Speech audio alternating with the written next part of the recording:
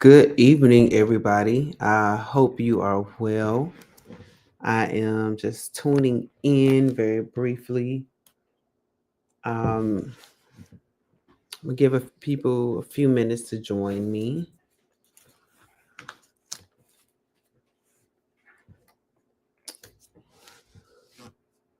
And I know I've had a series going on, but I've taken just a small break. Um, but it still is connected to the series that I'm doing currently.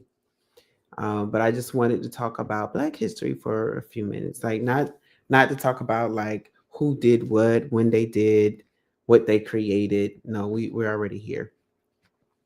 Um, but I did want to share some thoughts as it pertains to Black inspired history. Um, Black historical erasure or Black erasure.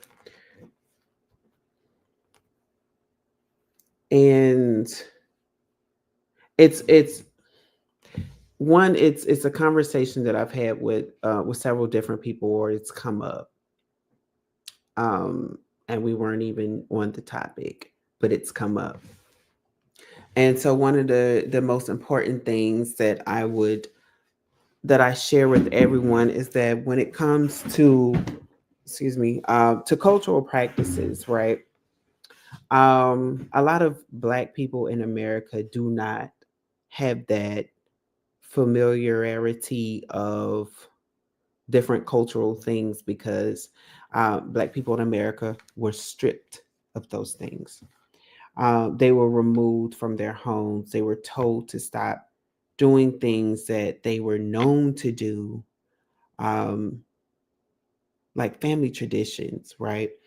Uh, they were stripped of those things and had to rebuild and remake new cultural things. Now, some practices, some spirit, I was supposed to say spiritual things. I'm not even talking about spirituality right now, but just certain natural things that were normally passed on generation to generation to generation were lost, simply because they did not have, and when I say they, I mean ancestors, did not have the same plants, herbs, medicines, meat, even animals, right? That they use, so they had to replace that with something else. Songs were lost, family stories were lost, families were separated from each other. And when we think about this historical aspect, America has become a place of stripping things from people, and not just Black people. Let me first say that uh, I don't know what it is about the forefathers, as they call them, when they came here, but they began, oh, we taking this, we taking that away. It doesn't look good. We're not going to abide by this. We're not going to listen to this. And that's where we have gone. Um, and so going back to my focus of Black history, when you're in a land where you're constantly being stripped of who you are, you forget who you are. And so that's why it's important for Black history to continue. That's why it is important for Black families to start talking about your individual family history. I don't care if you have to go look it up. It's important that you even look it up. Um, you know, a lot of the older people that we had are not here anymore. I was just talking to someone and I was saying, I am the third. I am the third. I am the third. Ricka remix. I am the third generation from my family, that from my mother's side of the family. This is where I'm taking this account from. My great grandfather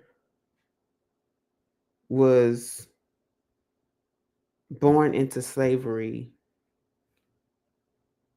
My great grandfather was born into slavery.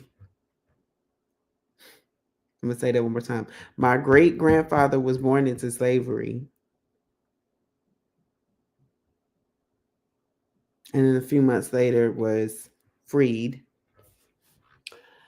And when I look back over the historical records, and then I think back, my grandmother dying at 101 years old, witnessing so many things in her lifetime that she never thought was possible. And the stories that I heard from her, the conversations that I had a chance to have with her and my grandfather and some of the older family members, those are precious moments that we lose if we do not continue to teach the family history.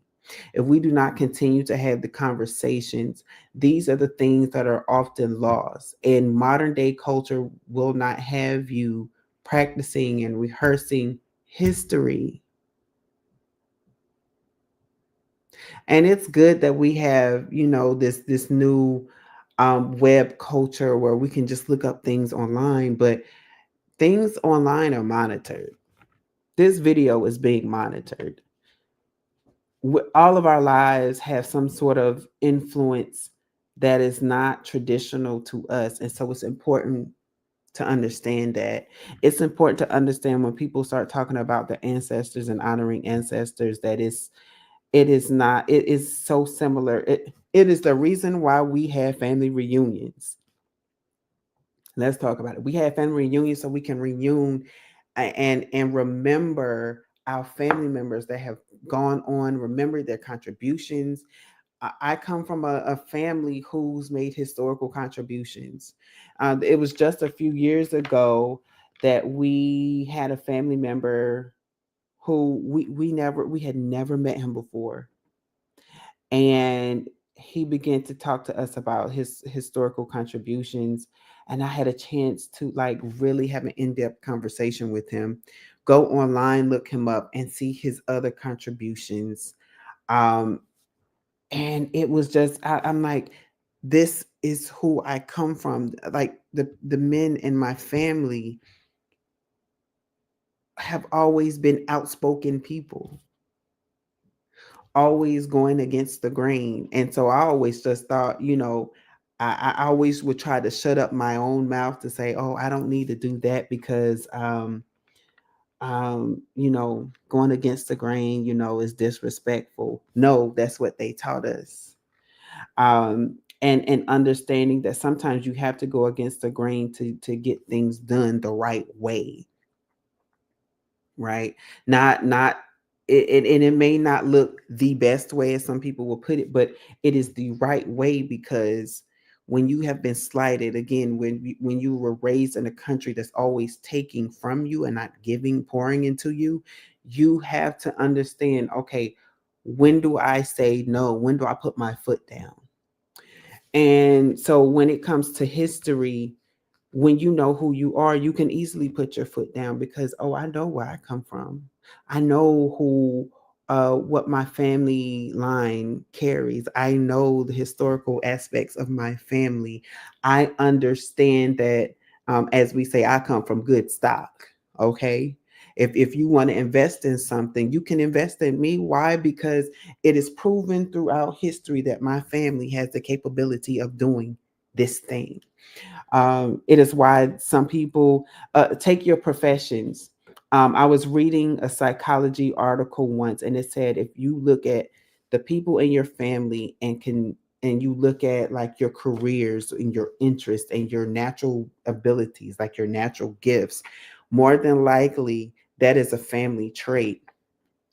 When I go back to the history books of my family, and now I'm talking about my dad's side of the family, that is who we are. They're entertainers, they're fishers, they're gardeners, and they're speakers, right? They have God given talents. They're well versed in song. and acting and preaching. Like those are the things that's been passed down from generation to generation to generation. So it's not far fetched for either one of us in our family to pick up these things, and it's natural to us, right? And let's be clear, preaching doesn't always have to be behind a pulpit. It can be on something that's right. Preaching is a tool to get on platforms and to speak the truth, right? It is to speak life into dead situations. And that's what so many of my cousins do. And I admire from afar, but I admire even to the babies. And I call them babies, and we're not that far apart, but even the youth in our family, we're doing something that has been naturally gifted to us. And it's important for our families to understand their histories. But a part of that, I must employ every family. When you start digging and talking about your families, do not disregard the things that you refuse to talk about. Have those hard conversations. Talk about the abuse, talk about the rapes, talk about those things, because it helps people break patterns. It helps individuals and families understand, hey, okay, if my grandmother was subjected to abuse and my mother was subjected to abuse, and now I'm finding out that my great great great grandmother was subjected to abuse, that is a pattern that we must break. Why are the women in my family so subjected to abuse? And it's because the women in the family decided to not put their foot down on some things. And so when you're the individual putting your foot down on things, they call you, oh girl, you so militant, you'll never find a husband that way. And they try to water down that true essence, powerful essence of you. I don't know who I'm talking to. I don't know where this analogy came from, but this is for you. But you are that strong for a reason, because that is something that God is literally trying to show you. Like, I never made the women in your family to be subjected to this, but because the men at that time, the season at that time, the season, the era of that time would cause the women to be stripped of their power and be subjected to abuse. But when you can understand the patterns, when you can understand your giftings, you know who you are. And you'll put your foot down, and you will put up those boundaries, as we call them now. We put up those boundaries, and we live within our boundaries, and not allow people to come in trying to take, trying to remove, trying to erase who we are naturally. I was talking to a friend earlier, and we're just talking about, like, just our natural things. Like, when we come into this earth, we are literally born with who we are. Yes, we learn things, right? But there's things that we naturally come to this earth with. And then when people don't understand that, we hide it. We shy away from it. We water it down. We don't discuss it because it's not normal. No, it's normal to you for a reason, because that is your gifting. It is not normal to everybody else because they're not gifted with it. So if they're not gifted with that thing, do not count it out as something abnormal. It is not abnormal. It is something that you have that I'm sure that someone else in your family has. And I say this because I have a cousin, a pastor in Trenton, New Jersey. And we were talking one day, and he began to talk about um he's a prophet, right? And he began to talk about how my aunt had a seeing gift. She's passed on. Um, and he began to talk about his other cousins who also had sight gifts, but because they did not understand it, they thought they were going crazy. Because they were not in the church, they smoked, they drank, because they were like, I'm not seeing what I'm seeing. I'm not hearing what I'm hearing. And it was not normalized. And he said, I had to sit them down together to let them know, no, this is a gift that we all have because it's in our family line. You're not just seeing things. You're not just hearing things. You're not going crazy. We all need to talk about it. So that's why I said when we talk about family history, Black history, we need to talk about our family history. We need to talk about the good, the bad, the gifts that everybody have, because we have been gifted with these things for a reason. And we may not necessarily know the reason now. God may not ever tell us the reason. Let's be honest about that.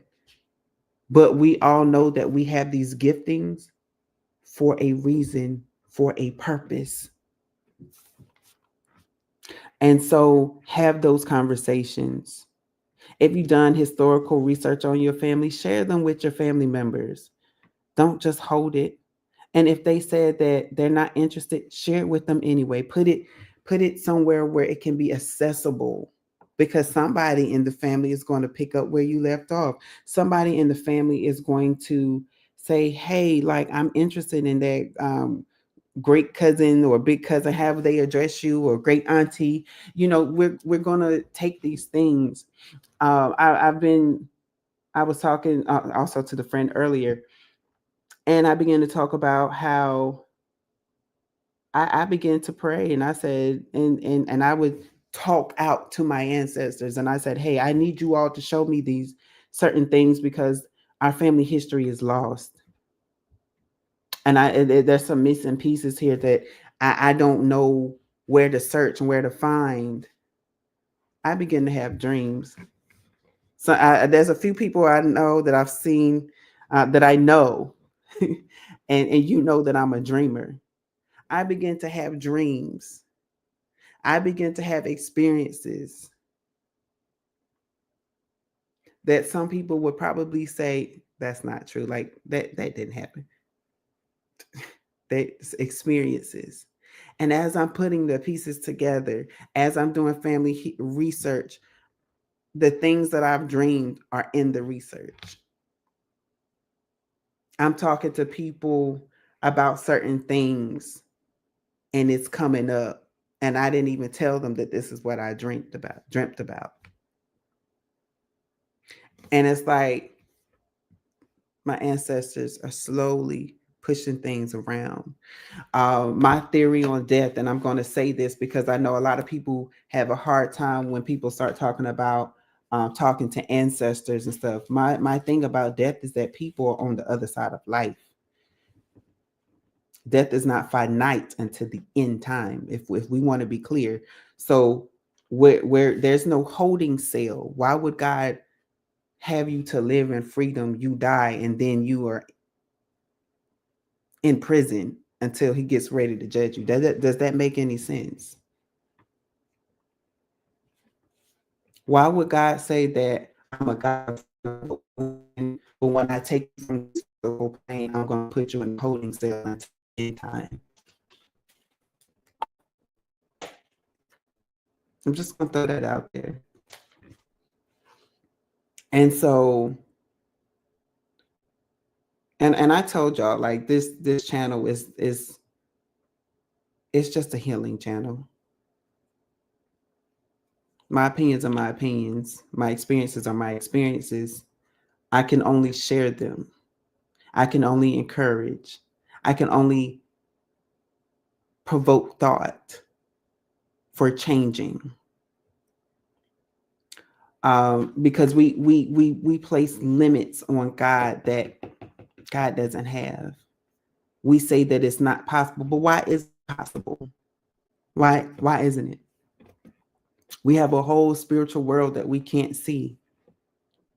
God is a whole spirit that we can't see.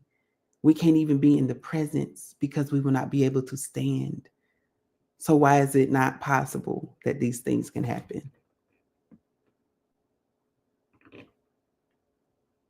But again, we must know our history. We must understand who we are. And when the pieces are put together, we can understand certain things, like why we have natural abilities to do things. And if I have any family members watching, I'm going to be sharing some things with you probably within a year. I'm solidifying some things for us, and this is for my paternal side of my family, um, because I have found out some historical things about our family. I'll even hint, even some African things about our family and the business industry. I've always had an apt for industry, for business industry. Like it doesn't business is nothing hard for me. It's always been about resources, but it's business. The practice of business is not hard for me. And learning that the African tribe, the African, I'll even say the African tribal area from where this side of my family comes from is known for business industry. It's known for certain other things that my family do. It has been amazing. And I found out because of those dreams that I was talking about earlier. I found out because I was doing historical family research and research about the area from which my family came from in Africa. And it's understanding that we may or may not find the exact ancestors, but understanding that we do carry them with us. The bloodline continues.